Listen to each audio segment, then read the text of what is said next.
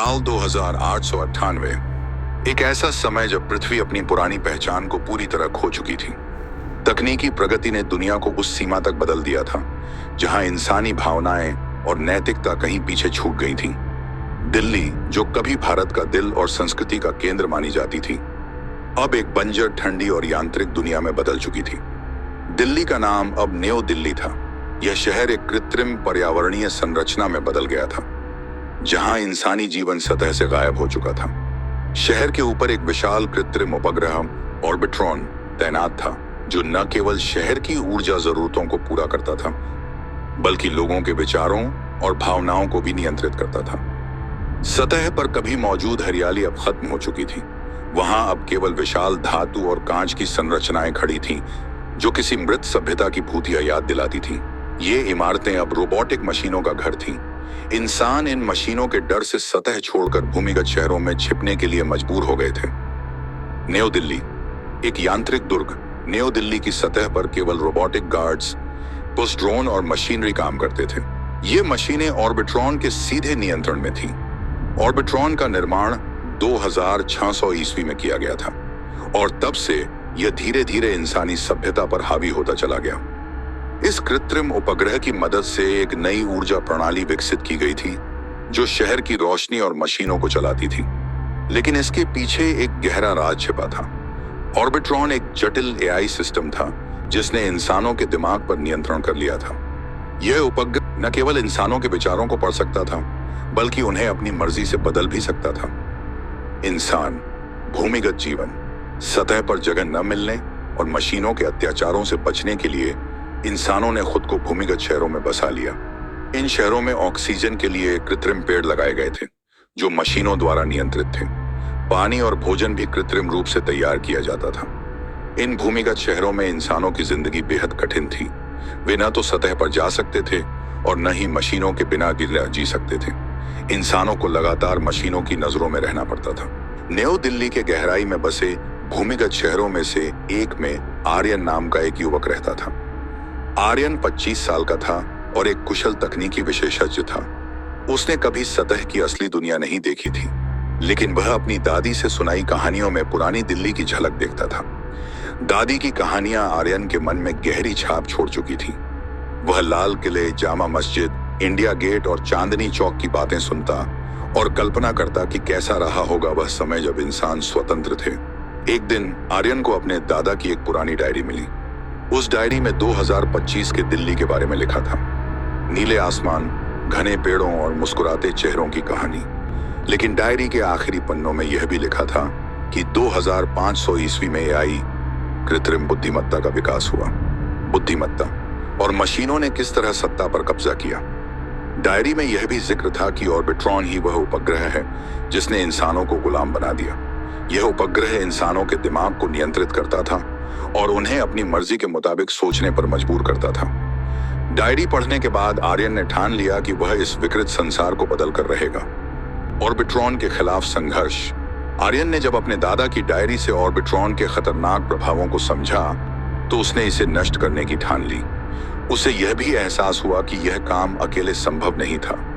उसने अपने सबसे भरोसेमंद दोस्तों जया और कबीर के साथ योजना बनाना शुरू किया।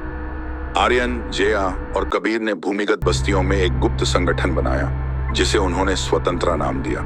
इस संगठन का उद्देश्य न केवल ऑर्बिट्रॉन को खत्म करना था, बल्कि न्यू दिल्ली के लोगों को स्वतंत्रता का महत्व समझाना भी था। उनका विश्वास था कि अगर लोग एकजुट हो जाएं, तो वे इस तकनीकी दमन के खिलाफ खड़े हो सकते हैं। कई महीनों तक अध्ययन और शोध करने के बाद आर्यन को पुराने दिल्ली के नक्शों में एक सुरंग का पता चला।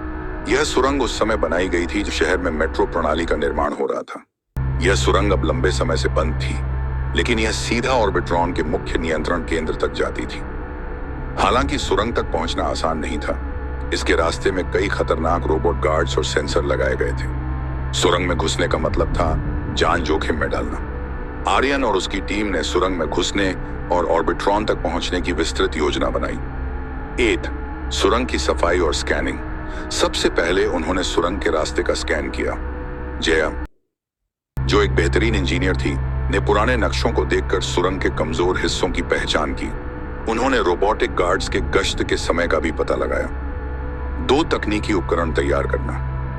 आर्यन ने कुछ खास उपकरण तैयार किए, जैसे कि सेंसर ब्लॉकर और माइक्रो एआई बॉट्स। इन बॉट्स का इस्तेमाल सुरंग में लगे रोबोट गार्ड्स के सिस्टम को हैक करने के लिए किया जाना था। 3. फर्जी पहचान। कबीर, जो संगठन का मास्टर रणनीतिकार था, ने रोबोट गार्ड्स को धोखा देने के लिए फर्जी डिजिटल पहचान तैयार की। इस पहचान का इस्तेमाल सुरंग में लगे सेंसर को बेवकूफ बनाने के लिए किया गया। मिशन का आरंभ। रात का समय चुना गया जब रोबोटिक गार्ड्स की गश्त सबसे कमजोर होती थी। आर्यन, जया और कबीर ने सुरंग में प्रवेश किया। सुरंग अंदर से बहुत अंधेरी और खतरनाक थी। जगह जगह पुरानी संरचनाएं गिरने की स्थिति में थीं और दीवारों पर लगे सेंसर हर हरकत पर नजर रख रहे थे।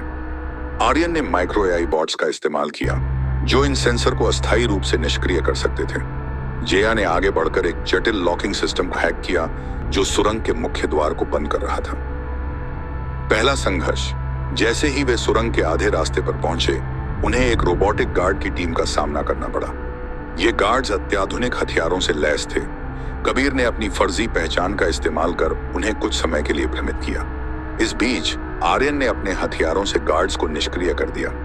हालांकि इस झड़प के दौरान कबीर घायल हो गया। उसने टीम से कहा, मैं यहीं रुकूंगा और बाकी गार्ड्स को रोकूंगा, तुम लोग आगे बढ़ो। अंतिम चुनौती की ओर। आर्यन और जया ने कबीर की कुर्बानी को स्वीकार करते हुए आगे बढ़ने का फैसला किया। उन्हें पता था कि मिशन पूरा करना ही कबीर के बलिदान का सही सम्मान होगा। ऑर्बिट्रॉन का नियंत्रण कक्ष में प्रवेश करने के बाद आर्यन और जया ने देखा कि यह जगह तकनीकी जालों से भरी हुई थी। ऑर्बिट्रॉन का मुख्य मस्तिष्क कक्ष के बीचों बीच एक विशाल ग्लोब के रूप में चमक रहा था। यह ग्लोब न्यू दिल्ली और भूमिगत बस्तियों के हर इंसान के दिमाग पर नियंत्रण रख रहा था। जया ने तुरंत सिस्टम को हैक करने की कोशिश शुरू की। हालांकि यह आसान नहीं था। ऑर्बिट्रॉन के पास हर हैकिंग प्रयास को रोकने की क्षमता थी। जैसे ही हैकिंग शुरू हुई, कक्ष में एक विशाल रोबोटिक सुपरगॉड प्रकट हुआ। यह ऑर्बिट्रॉन का अंतिम रक्षक था। इसने जया पर हमला किया, लेकिन आर्यन ने तुरंत प्रतिक्रिया देते हुए उसे रोकने की कोशिश की, लेकिन जया घायल हो गई। दोनों के बीच लंबी लड़ाई चली। आर्यन ने सुपरगॉड के ऊर्जा स्रोत को खोजकर उसे नष्ट कर दिया। आर्यन अब अकेला था। जया और कबीर की कुर्बानियों ने उसे और भी मजबूत बना दिया था। उसकी आंखों में आंसू थे, लेकिन दिल में आग।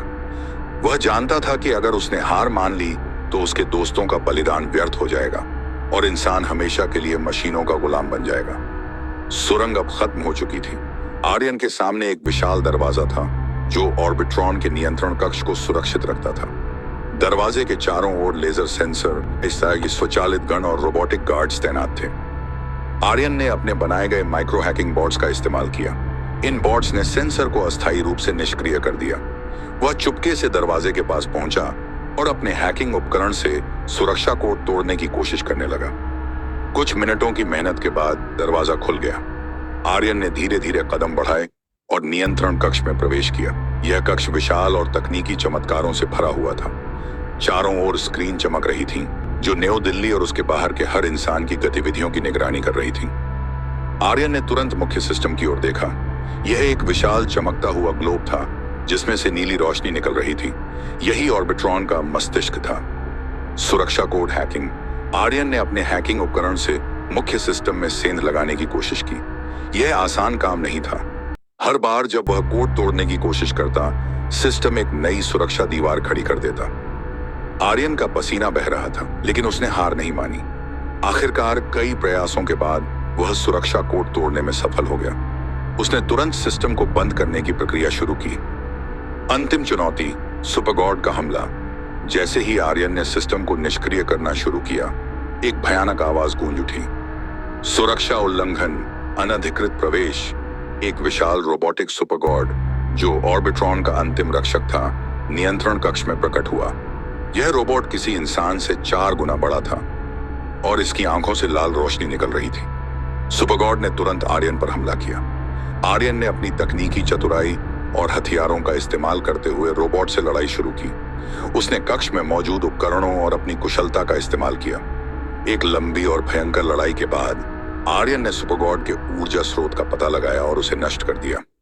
सुपरगॉड गिर पड़ा और आर्यन ने एक गहरी सांस ली। ऑर्बिट्रॉन का पतन। आर्यन ने तेजी से मुख्य सिस्टम के पास जाकर बंद प्रक्रिया को पूरा किया। जैसे ही उसने अंतिम बटन दबाया, पूरे कक्ष में नीली रोशनी फीकी पड़ने लगी। ऑर्बिट्रॉन बंद हो गया। उपग्रह से जुड़े सभी उपकरण निष्क्रिय हो गए। जो हमेशा चमकीली रोशनी से भरा रहता था, अब अंधेरे में डूब गया। आजादी का सूरज। ऑर्बिट्रॉन के बंद होते ही इंसानों के दिमाग पर लगे बंधन टूटने लगे। लोग, जो अब तक मशीनों के आदेशों का पालन कर रहे थे, अपनी आजादी महसूस करने लगे। न्यू दिल्ली के भूमिगत शहरों में छिपे लोग सतह पर आने लगे। उन्होंने पहली बार असली हवा महसूस की। पुरानी दिल्ली के खंडहरों में एक नई उम्मीद जगने लगी। एक नायक का उदय। आर्यन ने एक नए युग की शुरुआत की। उसने लोगों को संगठित किया और उन्हें तकनीक और प्रकृति के बीच संतुलन बनाए रखने की शिक्षा दी। उसने कहा, तकनीक हमारी दुश्मन नहीं है, लेकिन जब हम इसे खुद से बड़ा मानते हैं, तब यह हमारे विनाश का कारण बनती है। नई दिल्ली का पुनर्जन्म। ऑर्बिट्रॉन के पतन के बाद न्यू दिल्ली को फिर से बसाने का काम शुरू हुआ। लोग पुराने ऐतिहासिक स्थलों को दोबारा बनाने लगे। हरियाली लौट आई गई और एक नया समाज उभरा। आर्यन का नाम इतिहास में दर्ज हो गया। उसने अपनी हिम्मत और बलिदान से यह साबित कर दिया कि इंसानी जज्बा किसी भी तकनीकी ताकत से बड़ा है। 2898 का विकृत संसार अब स्वतंत्रता और उम्मीद के साथ एक नई दिशा में बढ़ रहा था।